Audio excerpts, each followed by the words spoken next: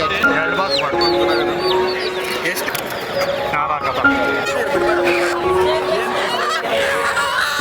Sir, ನನ್ನ ಹೆಸರು ವಿಜಯ್ ಕುಮಾರ್ ಅಂತ. ಸೊ ನಾನು ಈ ಕಡಕ್ನಾಥ್ ಫಾರ್ಮಿಂಗನ್ನು ಮಾಡ್ತಾ ಇದ್ದೀನಿ. ಸೊ ಕಡಕ್ನಾಥ್ ಅನ್ನೋ ಬ್ರೀಡು ನಮ್ಮ ರಾಜ್ಯ ಬ್ರೀಡ್ ಅಲ್ಲ, ಇದು ಮೂಲ ಮಧ್ಯಪ್ರದೇಶ ಬ್ರೀಡ್ ಆಗಿರುತ್ತೆ. ಸೊ ಇದು 2018ರಲ್ಲಿ ಸರ್ಕಾರ ಇದನ್ನು ಜಿಯೋ ಟ್ಯಾಗ್ ಕೊಟ್ಟು ಎಲ್ಲ ರಾಜ್ಯಗಳಲ್ಲೂ ಬೆಳೆಸೋದಕ್ಕೆ ಸರ್ಕಾರ ಅವಕಾಶ ಮಾಡಿಕೊಟ್ಟಿದೆ. ಆ ನಿಟ್ಟಿನಲ್ಲಿ ನಾವು ಸುಮಾರು 3 ವರ್ಷದಿಂದ ಈ ಕೋಳಿನ ಬೆಳೆಸ್ತಾ ಇದ್ದೀವಿ. ಈ ಕೋಳಿಗೆ ಏನಂತ ಹೇಳಿದ್ರೆ ಸುಮಾರು 3 ವರ್ಷದಿಂದ ಬೆಳೆಸ್ತಿದ್ರು ಕೂಡ ಇದಕ್ಕೊಂದು ಸಮಸ್ಯೆ ಏನಂತ ಹೇಳಿದ್ರೆ ರೈತರು ಬೆಳೆಸಿರೋದಕ್ಕೆ ಮಾರ್ಕೆಟಿಂಗ್ ಸಮಸ್ಯೆ ಒಂದು ಸ್ವಲ್ಪ ಇದೆ. ಈ ಮಾರ್ಕೆಟಿಂಗ್ ಸಮಸ್ಯೆಯನ್ನು ನಿವಾರಣೆ ಮಾಡೋಕ್ಕೋಸ್ಕರ ನಾವು ಪ್ರತಿ ವರ್ಷ GKVKದಲ್ಲಿ ಸುಮಾರು 2 ವರ್ಷಗಳಿಂದ ನಾವು 2 ವರ್ಷಗಳಿಂದ ಇದನ್ನು ಸಾಲ್ವ್ ಮಾಡ್ತಾ ಇದ್ದೀವಿ. ಈ ಕೋಳಿನ ಅವೇರ್ನೆಸ್ ಮಾಡ್ತಾ ಇದ್ದೀವಿ. ಯಾಕಂದರೆ ಜನಕ್ಕೆ ಇದ್ರ ಬಗ್ಗೆ ಏನಂತ ಹೇಳಿದ್ರೆ ಒಂದು ಕೋಳಿ 1 kg 800 ರೂಪಾಯಿ 1000 ಅಂತೇಳಿ ಮಾರ್ಕೆಟಲ್ಲಿ ಇದ್ರ ಬೆಲೆ ಜಾಸ್ತಿ ನಿಗದಿ ಮಾಡ್ತಾ ಇದ್ದಾರೆ. ಆದರೆ ಇದನ್ನು ಕೂಡ ಕಮ್ಮಿ ಬೆಲೆಗೆ ಕೊಟ್ಟು ಎಲ್ಲ ರೈತರಿಗೂ ತಿನ್ನಬೇಕು ಅಂತೇಳಿ ನಾವು ಈ ಒಂದು GKVKಯಲ್ಲಿ ಈ GKVKಗೆ ಗ್ರಾಮೀಣ ಪ್ರದೇಶ ಇದು ಮಾರ್ಕೆಟ್ ಅನ್ನಕ್ಕಂಥದ್ದು ಓನ್ಲಿ ನಮ್ಗೆ ಏನಂತೆ ಮೆಟ್ರೋಪಾಲಿಟಿಕ್ ಸಿಟಿ ಬೆಂಗಳೂರಿನಲ್ಲಿ ಮಾತ್ರ ನಡೀತಾ ಇರುತ್ತೆ. ಆದರೆ ಈ ಒಂದು ಮಾರ್ಕೆಟನ್ನು ನಾವು ಹಳ್ಳಿ ಜನಕ್ಕೂ ಮತ್ತು ಎಲ್ಲರಿಗೂ ತಲುಪಿಸ್ಬೇಕು ಅಂತೇಳಿ ಈ ಬ್ರೀಡ್ನ ನಾವು ಮಾರ್ಕೆಟಿನ ಜೊತೆಗೆ ಅವೇರ್ನೆಸ್ ಅನ್ನಕ್ಕಂಥದ್ದು ಈ GKVKಯಲ್ಲಿ ನಾವು ಮಾಡ್ತಾ ಇದ್ದೀವಿ.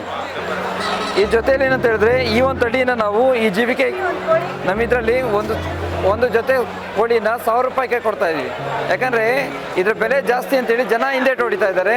ಸೊ ಇಲ್ಲಿ ಬೆಳೆಸಿರೋಂಥ ಫಾರ್ಮರ್ಸಿಗೆ ಕೂಡ ಇದೇನಂತ ಹೇಳಿದ್ರೆ ಮಾರ್ಕೆಟ್ ಅನ್ನಕ್ಕಂಥದ್ದು ಹಿಂಜರಿಗ್ತಾ ಇದೆ. ಈ ಮಾರ್ಕೆಟೇ ಬರಬೇಕು, ಜನಕ್ಕೆ ಇದ್ರ ಬಗ್ಗೆ ಅವೇರ್ನೆಸ್ ಬರಬೇಕು. ಯಾಕಂದರೆ ಈ ಕೋಳಿಯಲ್ಲಿ ಮೇನ್ ವಿಶೇಷ ಗುಣ ಅಂತ ಮೆಡಿಕಲ್ ಎವಿಡೆನ್ಸ್ ಇದೆ.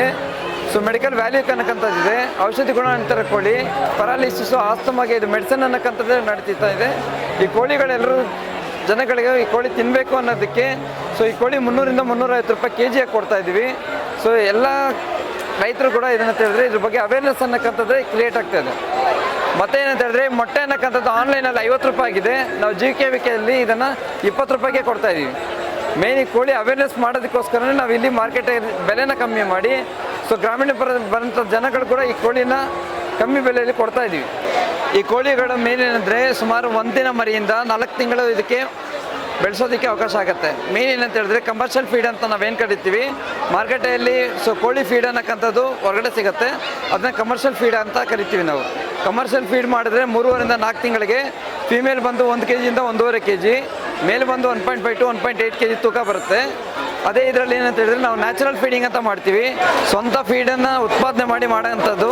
ಸೊ 4ರಿಂದ 5 ತಿಂಗಳು ಟೈಮ್ ತೊಗೊಳುತ್ತೆ. ಸೊ ಮೇನ್ ಏನಂತ ಹೇಳಿದ್ರೆ ಇದನ್ನು ಪ್ರೊಡಕ್ಷನ್ ಕಾಸ್ಟ್ ಅನ್ನೋದು ಕಮ್ಮಿ ಮಾಡಬೇಕಂದ್ರೆ ನ್ಯಾಚುರಲ್ ಫೀಡಿಂಗಲ್ಲಿ ಮಾಡಿದ್ರೆ ಪ್ರೊಡಕ್ಷನ್ ಕಾಸ್ಟ್ ಕಮ್ಮಿ ಆಗುತ್ತೆ. ಎರಡನೇದು ಏನಂತ ಹೇಳಿದ್ರೆ ಈ ಕೋಳಿಗಳನ್ನ ಸುಮಾರು ರೈತರು ಹಿತ್ತಲು ಕೋಳಿ ಅಂತ ಬೆಳೆಸೋದು. ಈಗ ಸಪ್ರೇಟ್ ಅಂತ ಹೇಳಿದ್ರೆ ನಮ್ಮ ದೇಸಿ ಕೋಳಿ ಯಾವ ರೀತಿ ಇದೆಯೋ ಅದೇ ಥರದ ತಳಿಯಲ್ಲಿ ನಾವು ಮಾಡ್ಬೋದು. ಇದಕ್ಕೆ ಬೇರೆ ಯಾವುದೇ ಥರ ಅಂಥದ್ದು ಏನೂ ಇಲ್ಲ. ಇದಕ್ಕೆ ಶೆಡ್ ಮಾಡಬೇಕಂತಿಲ್ಲ. ನಮ್ಮ ನಾಟಿ ಕೋಳಿಗಳು ಯಾವ ರೀತಿ ನಾವು ಬೆಳೆಸ್ತೀವೋ ಮನೆಯಲ್ಲಿ ಅದೇ ರೀತಿನೇ ಇದನ್ನು ಕೂಡ ನಾವು ಹಿತ್ತಲಲ್ಲಿ ಬೆಳೆಸ್ಕೋಬೋದು.